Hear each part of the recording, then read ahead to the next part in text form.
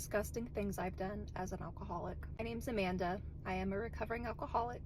I drank vodka all day, every day for 3 years. This one is about my relapse. It is not the entire story of my relapse. It is one of the many parts of my relapse that haunts me and that I feel really earned me a place in hell when I think about it.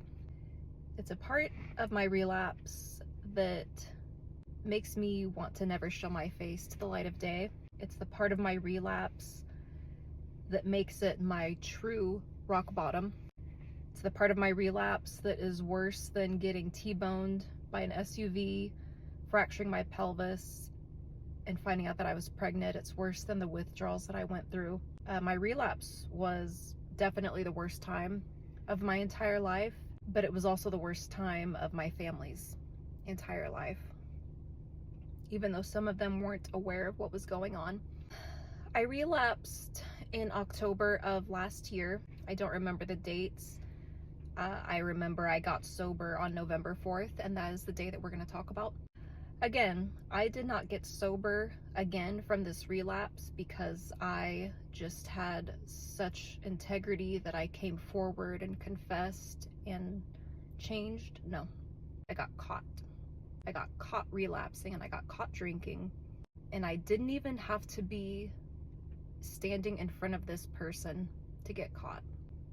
My fiance was at work and he FaceTimed me. I had been drinking that morning. I thought that I was good to go because I drank at about 9 or 10 and I didn't drink anymore. During my relapse, I told myself that it wasn't as bad because I didn't bring liquor into the house and I only drank in the morning.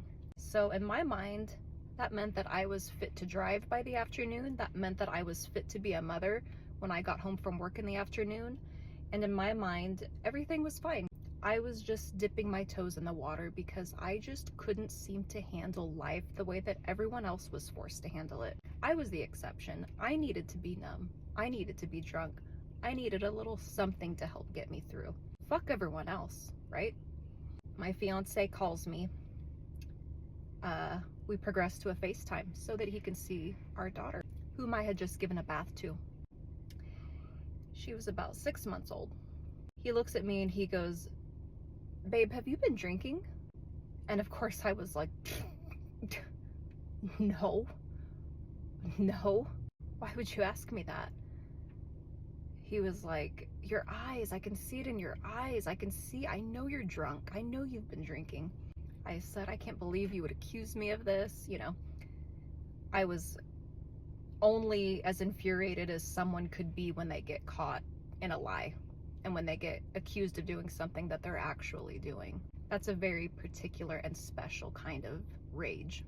And he said, "Okay, do a breathalyzer for me then right now." And you have to remember, at this point, I had purchased a breathalyzer for accountability purposes, but I was betting on him not making me use it because he, for months during my year of sobriety, had never called on me to use it. That was when I knew. I knew that it was done. But before he told me to do the breathalyzer, he said, you swear you haven't been drinking." And I said, "I swear on our child that I haven't been drinking." The fact that I swore on our daughter, whom had just had open heart surgery 6 months earlier, the child that we did not know was going to make it out of NICU. Yeah, that was the child that I swore on to save my own skin, to preserve my ability to continue to get drunk without getting caught and without being scolded. Let me know if you guys do want to hear more about my relapse.